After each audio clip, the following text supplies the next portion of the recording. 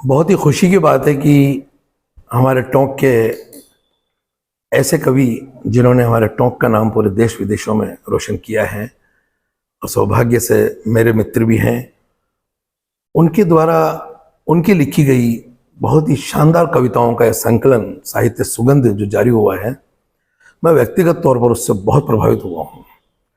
क्योंकि पुस्तकें बहुत सारी होती है, कई लोगों ने लिखी है, लेकिन ख़ास बात यह है इस पुस्तक की जो मुझे लगा है कि सभी प्रकार के रसों का उसमें समावेश है कविताओं का। जैसे हास्य, वीर रस है, करुणा रस है और व्यंग्यात्मक, और इसके अलावा जो भी भावनात्मक रिश्ते होते हैं, माता पिता बिटिया, इनके संबंध में भी जो कविताएं हैं वो एक ही जगह पर मिलना बहुत मुश्किल होता है। साथ ही देश के कई ज्वलंत मुद्दों पर उन्होंने जो कविताएं लिखी है उनका तो कहना ही क्या है। व्यक्तिगत तौर पर जैसे मुझे इन्होंने 370 की जो लिखी है, बहुत ही शानदार, बालाकोट संधान के बारे में लिखा था उन्होंने, उसका भी जवाब नहीं। और तिरंगा, क्या कहने उस कविता के भी। और साथ ही ये भी एक विशेषता है कि स्थानीय कवि उन्होंने पूरा ध्यान रखा है।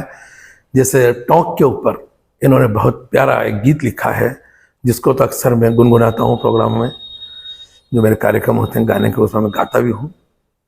और राजस्थान के ऊपर भी उन्होंने बहुत शानदार कविताएं लिखी है। कुल मिलाकर मैं कहना चाहूँगा कि साहित्य सुगंध जो है वो सभी रसों का एक निचोड़ है, जिसे वाकई में पढ़कर आप सभी लोग आनंदित होंगे। मैं बहुत आनंदित हुआ हूँ। उसमें से कुछ चीज़ें मुझे अपने कार्यक्रमों में गाने के लिए मिली है, मैं गाता भी हूँ देश प्रेम से संबंधित। और मैं सभी लोगों से गुजारिश करूँगा, आप सभी से निवेदन करूँगा कि आप लोग भी पढ़ेंगे तो निश्चित रूप से आपको बहुत आनंद आएगा, और पढ़ना भी चाहिए। क्योंकि एक ऐसी चीज़ हमको सहज ही मिली है टोंक में, हमारे होने के नाते हम लोग अगर उसको पढ़ेंगे तो बहुत अपनापन लगेगा, बहुत आत्मीयता लगेगी, बहुत आनंद आएगा। तो आप लोग पढ़िएगा।